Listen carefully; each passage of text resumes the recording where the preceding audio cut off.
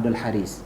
Kemudian ditanya sama Umar, dengan siapa kamu tinggalkan kota suci, kota Mekah? Kemudian katanya, kami tinggalkan dengan seorang budak, Maula min Mawalina. Kenapa kamu tinggalkan sama dia? Dia kan budak ngurus tanah suci. Apa kata Nafi' bin Abdul Haris? Li'annahu qari li kitabillahi ta'ala wa alimu bil mawaris. Karena dia ini qari, orang yang fasih baca Quran. Wa alimu bil mawaris, paling ngerti hukum Islam. Mawaris ini kan level fikih yang paling tinggi. Banyak kita yang bisa hukum Islam, tapi suruh ngitung warisan, banyak yang tidak bisa. Ini ilmu pertama yang akan dicabut Allah dari muka bumi ini. Maka ya, ketika seorang ini paling fasih baca Quran, paling ngerti hukum Islam, walaupun dia budak, dia ditaruh sebagai pemimpin. Nah sekarang coba kita lihat dari 4 paslon ini, mana yang paling fasih baca Quran ini? Mana yang paling fasih baca Quran? Nah coba kalau boleh kita tantang ya, posting bacaan Quran masing-masing ya. Mana yang paling fasih ya. Dan ini ijtihad kami pribadi, mungkin bisa salah bisa benar. Buya Haji Mahyaldi ini seorang guru, seorang pimpinan ma'had ya, seorang dai, seorang ustaz ya. Itu kategori nomor 1 ya. Jadi nomor 1 pertimbangan kita adalah mana yang lebih saleh, mana yang lebih maslahat, mana yang paling berpihak kepada umat Islam, mana yang paling gentol perjuangan yang memperjuangkan Islam ya. Mana yang didukung oleh para pejuang Islam ya. Ini yang nomor 1, bukan masalah furu'iyah tadi. Nah kemudian janji menjadi penghalang untuk mendapatkan pemimpin yang saleh. Jadi ada kaidah fikih, al-wasilah laha ahkamul maqasid. Jadi wasilah itu hukumnya tergantung kepada maqasid, tujuannya apa. Salat, ini salat apa dulu nih? Salat wajib. Wasilahnya apa? Wudu. Maka hukum wudu ini tergantung hukum salat. Kalau salatnya wajib, hukum wudunya wajib. Kalau salatnya sunat, berwudu sebelum salat itu hukumnya juga sunat.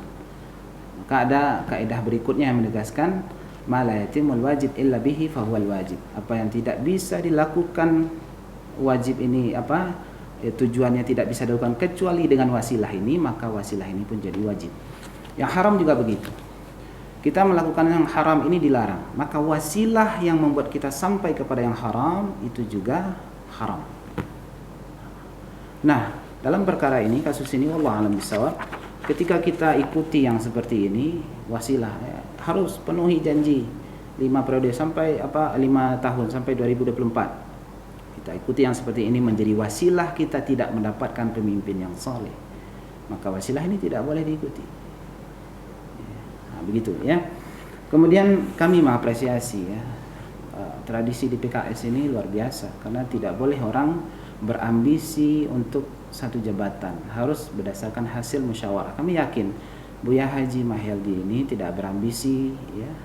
Ambisinya mungkin ingin jadi orang biasa mungkin, tapi ini adalah keputusan syuro.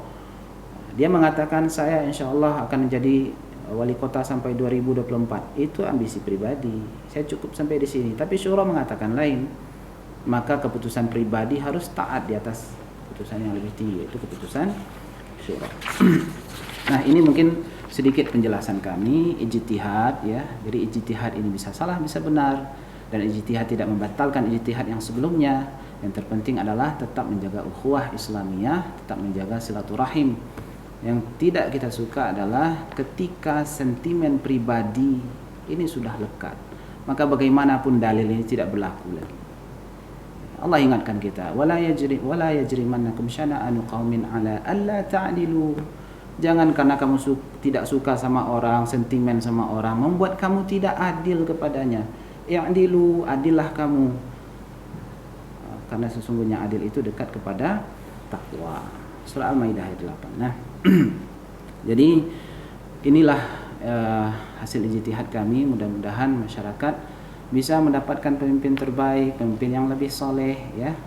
Dan mudah-mudahan ini bermanfaat. Wallahu a'lam bishawab. Subhanaka la ilma lana illa ma 'allamtana innaka antal azizul hakim. Silakan kalau ada yang mau ditanyakan. Ustaz. Silakan. Ini Ustaz, terkait sebuah riwayat, yaitu tentang Ibnu Umar Hmm. menjelang wafatnya, dia kesulitan pada saat itu karena teringat akan janjinya. Pernah dia berjanji kepada seorang pemuda hendak menikahkan pemuda itu dengan anaknya. Ya. Kemudian menjelang wafatnya Ibnu Umar, teringatlah janji kepada pemuda tersebut.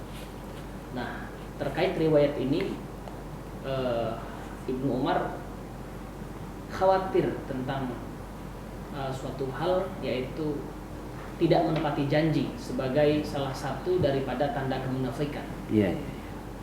Bagaimana menurut Ustadz Iya, iya. tentang riwayat hadis ini, Ustadz? Iya. Allah alam bisawab, ini namanya athar sahabat. Ya. Athar ini adalah perbuatan sahabat Nabi Sallallahu Alaihi Wasallam, tapi tidak bisa sebagai hujjah atau memutuskan hukum Islam.